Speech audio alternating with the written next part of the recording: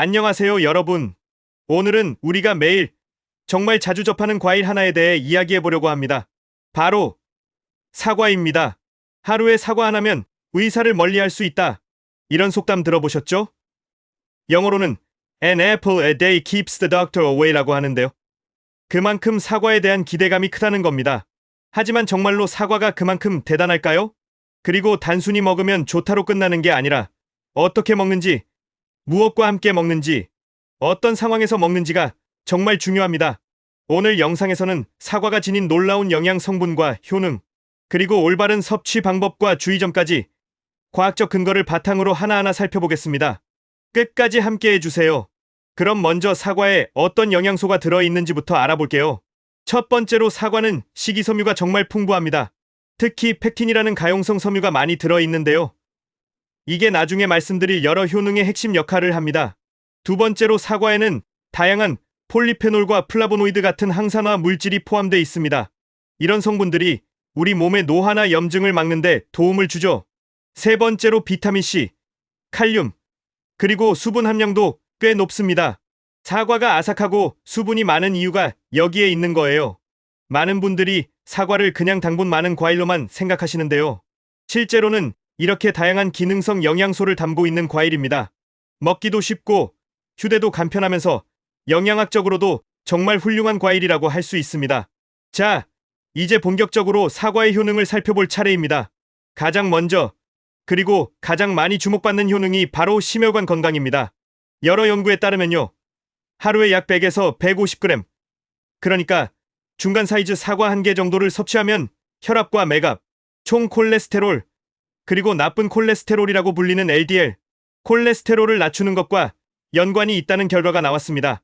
특히 사과의 섬유와 폴리페놀 같은 성분들이 혈관 내피 기능을 개선하고요, 염증 마커를 낮출 수 있다는 연구도 있습니다.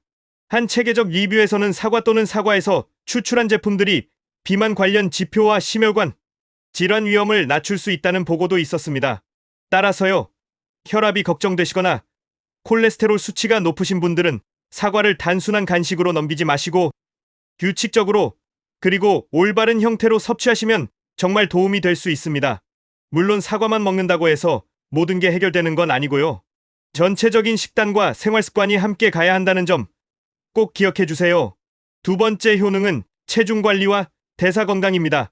리뷰 연구에 따르면 사과 섭취가 체질량 지수, 즉 BMI를 낮추는데 도움이 될 수 있다는 결과가 나왔습니다. 왜 그럴까요?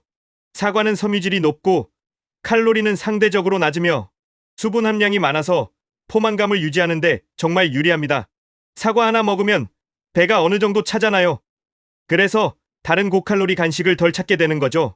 또한 사과는 대사증후군의 위험 요소들, 예를 들어 인슐린 저항성, 고지혈증, 고혈압 같은 것들을 개선하는데 잠재적인 역할이 있다는 연구도 있습니다. 그래서 다이어트 중에 간식으로 사과 하나, 이런 단순한 메시지가 실제로 과학적 뒷받침이 있다는 거예요. 물론 이것만으로 모든 게 해결되는 건 아니고요. 전체 식단과 생활 습관을 함께 봐야 한다는 점 다시 한번 강조드립니다. 세 번째 효능은 항산화와 노화 예방입니다. 사과에 포함된 플라보노이드, 예를 들면 퀘르세틴이나 카테킨 같은 성분들이요, 실험실 수준에서 암세포 증식을 억제하고 지질 산화를 막는 데 관여했다는 보고가 있습니다. 그리고 여기서 중요한 포인트 하나, 사과 껍질 안에 폴리페놀이 훨씬 더 많다는 연구가 있습니다. 그래서 사과를 먹을 때 껍질째 먹으면 이런 항산화 효과를 더 많이 볼 수 있다는 거죠. 다만 여기서 조심해야 할 게 있는데요. 지금까지 나온 연구들이 대부분 동물이나 세포 수준에서 진행된 것들입니다. 인간을 대상으로 한 장기적인 인과관계 연구는 아직 더 필요한 상태예요. 따라서 사과 하나로 암 예방까지 확신하기는 어렵지만요, 항산화와 노화 측면에서는 분명히 긍정적인 가능성이 있는 식품이라고 할 수 있습니다. 네 번째 효능은 장 건강과 소화기 기능입니다.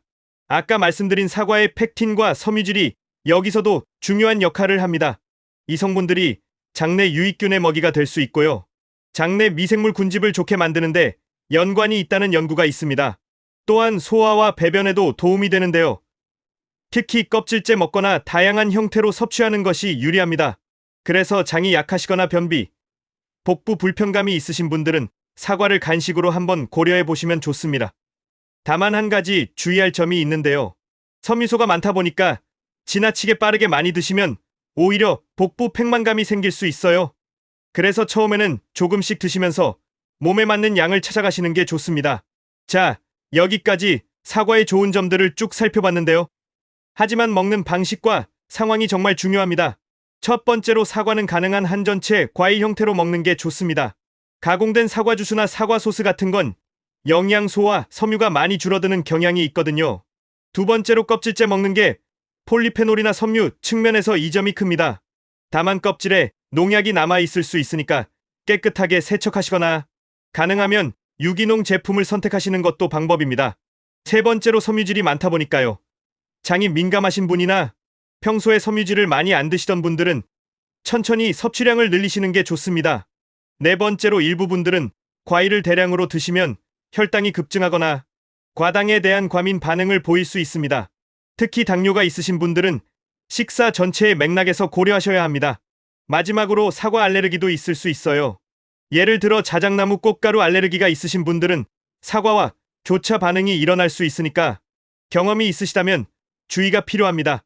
그럼 이제 사과를 보다 효과적으로 일상에 자연스럽게 포함시키기 위한 실용적인 팁을 드릴게요.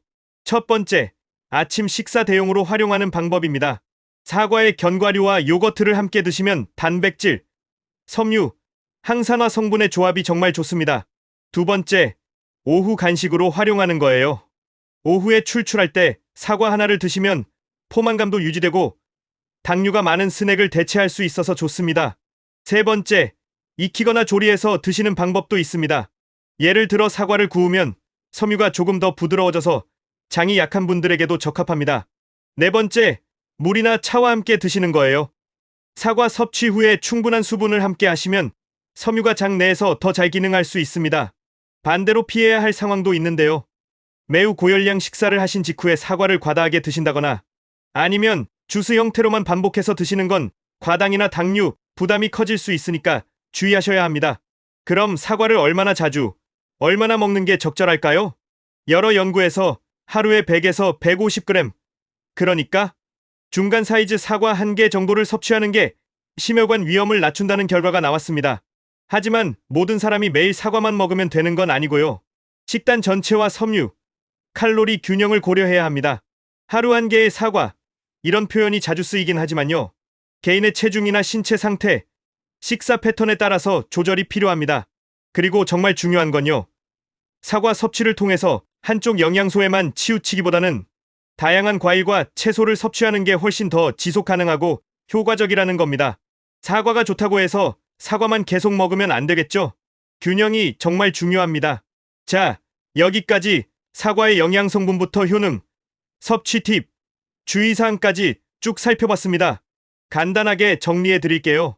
사과는 식이섬유와 폴리페놀 같은 다양한 기능성 영양소를 담고 있어서 심혈관 질환 예방, 대사 건강, 항산화와 노화 방지, 장 건강 등에 도움될 가능성이 정말 큽니다. 하지만 섭취 방식이 정말 중요한데요. 가공 형태보다는 전체 과일을, 그리고 껍질째 가능한 형태로 일상에 무리 없이 포함시키는 게 가장 효과적입니다. 식이요법은 마법의 한 음식이 아니라 꾸준하고 균형 있게 실행되어야 합니다. 사과도 예외는 아니에요. 오늘 이 영상에서 알려드린 팁들을 여러분의 아침 간식으로, 식사 대체로, 간편한 건강 루틴으로 활용해보세요. 영상이 도움이 되셨다면 좋아요와 구독 눌러주시고요. 댓글로 여러분은 사과를 어떻게 드시는지 공유해주시면 감사하겠습니다. 오늘 영상 여기까지입니다. 감사합니다.